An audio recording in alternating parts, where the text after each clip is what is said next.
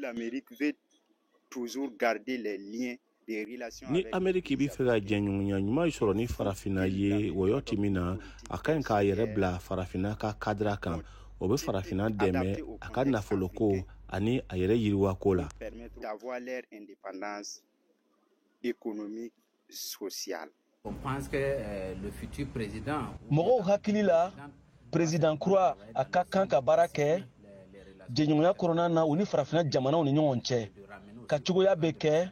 min b'a to l'Amérique politiki sira bɛ ye ka ɲɛ farafina n'i b'a dɔn ko sira wɛrɛw bɛ yen minnu bɛ ka fanga sɔrɔ o dɔ ye Rusi jamana ye ni sara belebele b'ale bolo farafina tile bi yanfan jamana saba la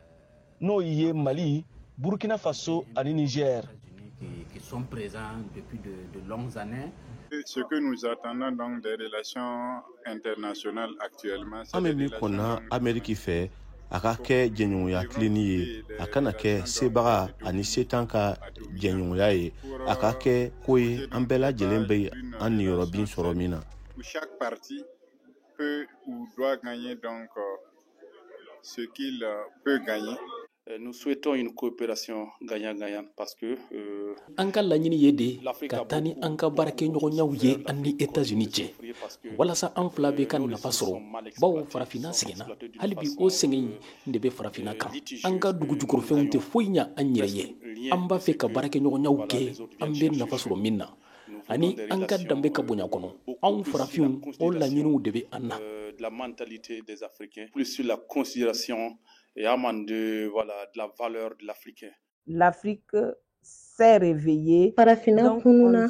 an tɛ se ka sɔn maa dɔw ka n'u ka sariya bila anw kan tugun hali n'a sɔrɔla ni Ameriki don anw b'an ka yɛrɛ bonya a n'an ka danbe sɔrɔli fɛ ni mɔgɔ dɔw nana ka yamaruya di anw ma k'anw k'an sen don ura a jɛni bɛ k'an tɛ se ka baara kɛ n'o tigirama ye. On ne peut pas être d'accord, ça c'est évident. Nous avons assez de preuves qu'il ne faut rien attendre de ces élections. Misaliya caman le bi anw fɛ k'a yira k'a fɔ an ma ɲi ka foyi kɔnɔ Ameriki ka nin wotera ale ni u ka faamaw na o bɛɛ lajɛlen ye kelen ye kamasɔrɔ siya caman ale ni mɔgɔ sugu caman le farala ɲɔgɔn kan ka Ameriki sigi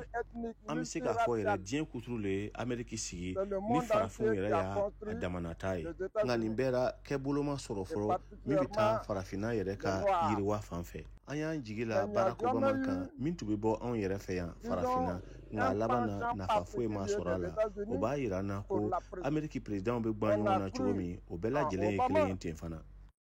Un Africain, mais ça n'a rien donné.